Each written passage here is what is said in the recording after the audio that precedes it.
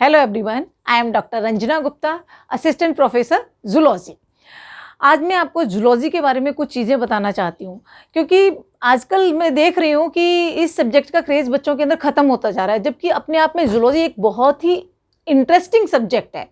जब आप इसे तरीके से पढ़ेंगे, जब इसको आप समझेंगे, तो आपको इसकी एक इम्पोर्टेंस भी समझ में आएगी और आप अपने आप धीरे-धीरे जब इसमें आप एंटर करेंगे, इसको पढ़ने लगेंगे, तो आप अपनी लाइफ से जब इसे कनेक्ट करते हुए जाएँगे, तो ये बहुत ही अच्छा लगेगा आपको।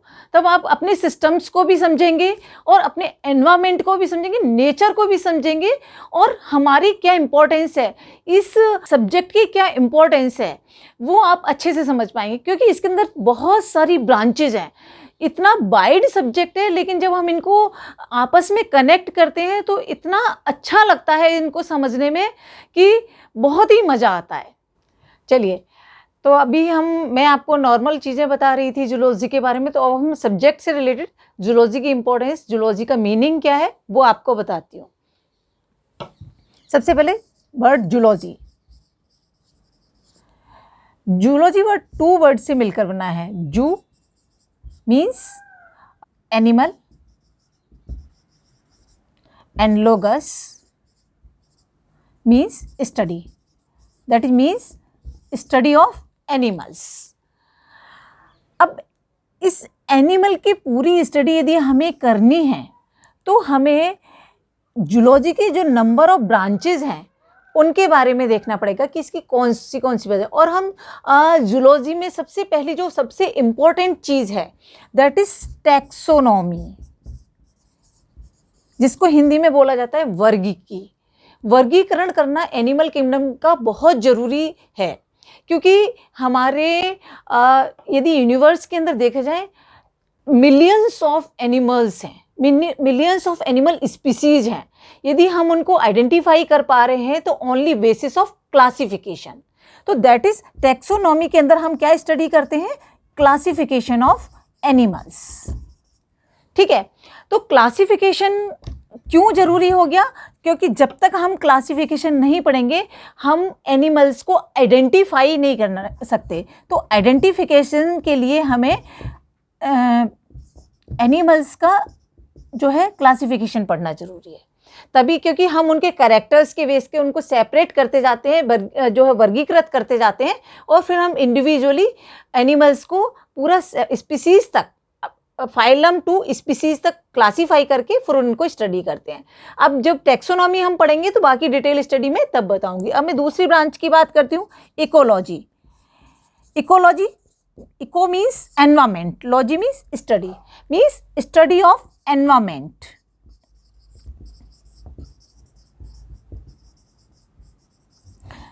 यहाँ हमारे जो एनवायरमेंट है वो किस तरह हमारे ऊपर इम्पैक्ट डाल रहा है, किस तरह के चेंजेस हमारे एनवायरमेंट में आ रहे हैं। हम आए दिन सुनते हैं ozone depletion, green house effect, ये सब क्लाइमेट चेंज, बायोडाइवर्सिटी लॉस, ये सब कैसे हो रहा है। तो ये सब चीज़ें जो स्टडी हम करते हैं इकोलॉजी के अंदर करते हैं, जिसमें हम सॉइल का type, air pollution, different type of pollutants, different deforestation, afforestation, ये सब चीज़ें हम इकोलॉजी के अंदर स्टडी करते हैं।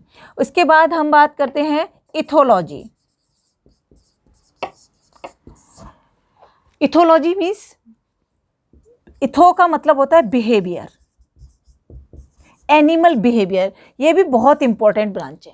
यदि हमें किसी भी एनिमल के बारे में जानना है तो हमें उसका बिहेवियर पता होना चाहिए। जैसे कि एक सिंपल सा एग्जांपल मैं आपको दूंगी। एक छोटा बच्चा है जो घर के अंदर रह रहा है और अचानक उसके सामने कोई स्नेक आ जाता है। वो बच्चा नहीं समझता और वो उसको पकड़ना चाहता है, बट जो एक एडल्ट पर्सन है वो उसको वहाँ से हटने के लिए कहता है और वो दूर हटाने की कोशिश करता है। बच्चा, क्योंकि अभी लर्निंग नहीं हुई है उसकी, वो उसको नहीं जानता, इसलिए वो उसे पकड़ना चाहता है। और एडल्ट उसको पता है इससे उसको नुकसान होने वाला है, वो उसको काट सकता है, तो वो इससे दूर जाता है। इसका मतलब ये हमें स्नेक का बिहेवियर पता है कि वो हमारे ऊपर अटैक कर सकता है, तो इसलिए हमें उसको समझना यानी बिहेवियर को जानना चाहिए। ठीक है। तो इसी तरह बहुत सारे एग्जाम्पल्स हैं हमारे पास जिनके थ्रू हम बिहेवियर को स्टडी करते हैं। किसी भी एनिमल को यदि हमें हैंडल करना है, पेट्स हैं, हम पेट्स को कैसे घर में रखते हैं, उनको कुछ ट्रेनिंग देते हैं, उनका बिहेवियर हम भी समझते हैं और वो हमारे बिहेवियर को समझते हैं, तभी हमारी अंडरस्टैंडिंग बनती है और हम वहाँ पर एक दूसरे के साथ एडजस्ट हो पाते हैं। तो ये बिहेवियर भी बहुत इंपॉर्टेंट ब्रांच है किसी भी एनिमल को स्टडी करने के लिए। वाइल्ड लाइफ में बहुत से लोग वर्क करते हैं, उनके साथ वो कितना फ्रेंडली हो जाते हैं उन एनिमल्स के साथ। कैसे हो पाते हैं फ्रेंडली? क्योंकि वो उनके बिहेवियर को समझते हैं, पहले उनको स्टडी करते हैं, समझते हैं और उसके बाद तो वो एक लर्निंग प्रोसेस है। तो बिहेवियर के अंदर हम लर्न करते हैं और लर्न करके कुछ इसमें एक्वायर्ड भी होती हैं जो हमें जन्म से मिलती है चीज़। जैसे बच्चे का रोना, वो एक इनेट बिहेवियर है जो उसको उसके जेनेटिक उसमें पहले से प्रेजेंट होता है। लेकिन मोस्टली बिहेवियर जो ऐसे हैं जो कि लर्निंग बिहेवियर है, जिनको हम टाइम टू टाइम लर्न करते हैं। इसकी डिटेल स्टडी भी जब हम करेंगे, एथोलॉजी पढ़ेंगे तो उसमें करेंगे। फिर उसके बाद आता है endocrinology. Endocrinology means endocrine system, हमारे हार्मोनल सिस्टम किस तरह वर्क करता है। अब नेक्स्ट ब्रांच की जैसे बात करते हैं cytology. Cyto means cell, means study of cell. Cell हमारी बॉडी के अंदर डिफरेंट टाइप ऑफ सेल्स होती हैं। हम जो सोचते हैं सेल एक that is basic unit, but यदि हम डिफरेंट टाइप ऑफ सेल्स की बात करें तो एनिमल या हम किसी भी एनिमल के स्किन की सेल, हेयर की सेल, लिवर की cell, every cell is different from each other. सभी सेल एक दूसरे से, इसलिए हमें सेल की भी स्टडी करना जरूरी होता है। तो सेल साइटोलॉजी के अंदर हम सेल्स की स्टडी करते हैं मेनली। इसके बाद बात करते हैं जेनेटिक्स। जेनेटिक्स मीन्स जीन, या हम के जिसे हिंदी में बोलते हैं आनुवांशिकी।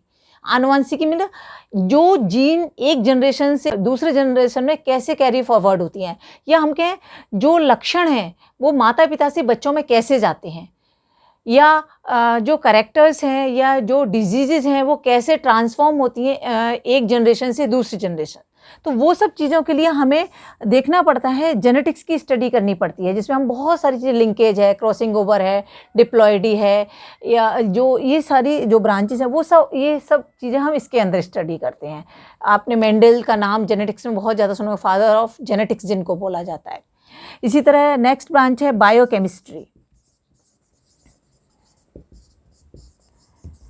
बायोकेमिस्ट्री लाइफ और केमिस्ट्री, मतलब लाइफ की जो एक्टिविटीज़ हो रही हैं हमारे अंदर, जितनी भी फंक्शनिंग हो रही है उसमें केमिस्ट्री क्या है, उसकी केमिस्ट्री क्या है, मतलब हमारा जो ऑर्गेनिक सब्सटेंसेस कौन से हैं और वो किस तरह से एक फॉर्म से दूसरी फॉर्म में ट्रांसफॉर्म होते हैं। हमारी बॉडी पूरी फंक्शनिंग इस जो होती है that is metabolic activities, catabolic activities जो कंटिन्यूस चलती रहती हैं, जिससे बॉडी के अंदर हमारा पूरा डाइजेस्टिव सिस्टम जो चल रहा है, तो वो डाइजेशन एक केमिकल प्रोसेस चल रही है वहाँ भी। इसी तरह यूरिन का फॉर्मेशन वो भी एक केमिकल प्रोसेस है। तो ये सारी जो केमिकल प्रोसेस होती हैं that is comes under the biochemistry. Next biostat, ये भी बहुत इंपॉर्टेंट ब्रांच है। स्टैट सांख्यिकी जिसे हम कहते हैं, जैव सांख्यिकी, मतलब अब हम मैथ्स, इसके अंदर थोड़ा सा मैथ्स पढ़ते हैं। बायोस्टैट का यूज जो है मेडिकल के फील्ड में, जैसे हम देखते हैं ना जितनी भी मेडिसिन बनती हैं उनकी एक टेस्टिंग होती है, और टेस्टिंग जब की जाती है तो हम उसमें देखते हैं कि जो हमारे रिजल्ट्स हैं वो क्या बता रहे हैं, कितने पॉजिटिव हैं कितने नेगेटिव हैं। तो उसके बेस पे हमें 95% यदि पॉजिटिविटी है तभी हम उसको मार्केट के अंदर इंट्रोड्यूस कर पाते हैं, अदरवाइज हम उसको मार्केट के अंदर नहीं लाते। कोई भी वैक्सीन है, इन सब के लिए पहले टेस्टिंग होती है, सिग्निफिकेंस लेवल देखा जाता है। तो उसके लिए फिर क्या है, सारी कैलकुलेशन कहाँ से हुई, बायोस्टैट के थ्रू। तो इसीलिए बायोस्टैट जो है बहुत इंपॉर्टेंट है। अब आप सोचो बच्चों, आप जो लोग भागते हो ना मैथ से, उसकी इंपॉर्टेंस तो आपको यहाँ भी समझ में आ रही होगी, लेकिन भागने की ज़रूरत नहीं है। अब आप हमारे साथ आओ, फिर हम देखना कितना इजी लगता है आपको ये पढ़ना, बहुत ही मज़ा आएगा, और आगे आप जब इसको पढ़ोगे तो एंजॉय करोगे। एनिमल डाइवर्सिटी, डिफरेंट टाइप और एनिमल्स, उनका किस तरह कितने टाइप के एनिमल्स हैं, उन सब के बारे में हम इसमें स्टडी करते हैं। फिजियोलॉजी दैट इज़ फंक्शनिंग, जो हमारे जितने भी सिस्टम हैं, means respiratory system, excretory system, digestive system, reproductive system, कैसे उनकी फंक्शनिंग होती है, वो सब कैसे रेगुलेट होते हैं, उनकी स्टडी हम इसके अंदर करते हैं। इम्यूनोलॉजी, जो कि हमारी रोग प्रतिरोधी क्षमता से संबंधित है। हमारी बॉडी के अंदर इम्यूनिटी कैसे डेवलप होती है, कैसे एंटीबॉडीज़ बनते हैं, किस कंडीशन में बनते हैं, कितने बनते हैं, किस किस तरह से बनते हैं, वो सब चीज़ें हम स्टडी करते हैं इम्यूनोलॉजी के अंदर। बायोटेक्नोलॉजी,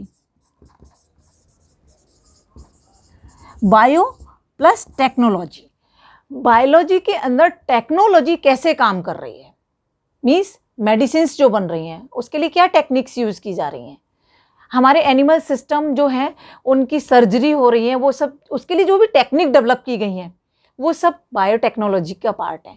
और जैसे मैं बात करूँ, हम घर के अंदर दूध का दही से जमना, that is a part of biotechnology, क्योंकि दैट इज़ जो प्रोसेस उसके अंदर है वो एक टेक्निक है। और बायो, क्योंकि milk that is biological product, so that is biotechnology. इसी तरह फर्मेंटेशन, ये सब चीज़ें किस तरह से होती हैं, और हाइब्रिड्स का बनाना, ऑर्गन ट्रांसप्लांटेशन, ये सब चीज़ें किस तरह से होती हैं, ये सब हम बायोटेक्नोलॉजी के अंदर पढ़ते हैं। इसके बाद आपकी जो ब्रांच आती है माइक्रोस्कोपी, ये भी बहुत इंपॉर्टेंट ब्रांच है। सबसे पहले तो माइक्रोस्कोप, जो हमारे लिए हम ऐसे ऑर्गेनिज्म को जिनसे स्टडी कर पाते हैं जो हम अपनी नेकेड आई से नहीं देख पाते, उनको स्टडी करने के लिए, उनको देखने के लिए हमें माइक्रोस्कोप की ज़रूरत है। तो अब हमारे पास माइक्रोस्कोप के अंदर भी इतनी वैरायटी है जिसमें हम माइक्रोन्स में 200 माइक्रोन्स और लेस देन 200 माइक्रोन्स के पीसेस की स्टडी कर पाते हैं। तो सेल्स का हम स्टडी करना, ये सब कैसे पॉसिबल हुआ, ऐसे स्मॉलर ऑर्गेनिज्म का स्टडी करना कैसे पॉसिबल हुआ, माइक्रोस्कोपी के थ्रू। इसके अंदर भी हम बहुत सारे टेक्निक्स यूज़ करके, डिफरेंट माइक्रोस्कोप भी डिफरेंट टाइप के हैं क्योंकि, तो उनकी स्टडी हम उसी में करेंगे। इसके अलावा और भी बहुत सारी ब्रांचेज हैं जिनको हम जूलॉजी के अंदर स्टडी करते हैं, लेकिन कॉमनली हम एक मेन ब्रांच और रह गई है एम्ब्रियोलॉजी, जिसे अब डेवलपमेंटल बायोलॉजी प्रिफर्ड किया जाता है बोलना। कारण क्या है इसका? कारण ये है, embryology means study of only embryo, but हम तो एडल्ट तक की स्टडी करते हैं, तो इसीलिए अब इसको डेवलपमेंटल बायोलॉजी के अंदर कन्वर्ट किया गया है कि एम्ब्रियो से लेके एडल्ट तक बनने का जो मतलब पूरा डेवलपमेंट है। एम्ब्रियो तो केवल इनसाइड दी एग और इनसाइड दी बॉडी, बट हम तो उसके बाद भी उसको स्टडी करते हैं, उसके डेवलपमेंट को बाद में भी स्टडी करते हैं। तो इसीलिए अब इसको प्रेफर किया गया है डेवलपमेंटल बायोलॉजी टर्म देना। तो ये भी हम स्टडी करते हैं पूरा कि किस तरह से ये प्रोसेस होता है, पूरा स्पर्मेटोजेनेसिस, oogenesis, और फिर उसके बाद किस तरह से फर्टिलाइजेशन, ये सारी प्रोसेस जो हैं हम इसके अंदर देखते हैं। एक और है कंपैरेटिव स्टडी, ये हम जनरली थर्ड ईयर के अंदर, बीएससी थर्ड ईयर के अंदर ये आता है।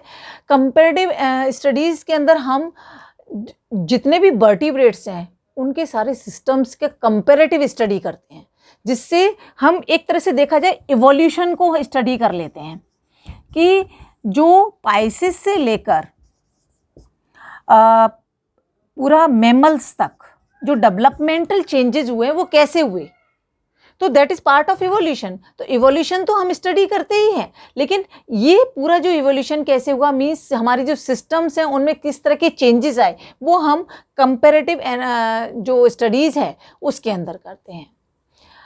आज के लिए बस इतना ही। नेक्स्ट वीडियो में हम आपको क्लासिफिकेशन से स्टार्ट करेंगे और उसको कंटिन्यू करेंगे। Till then, bye bye.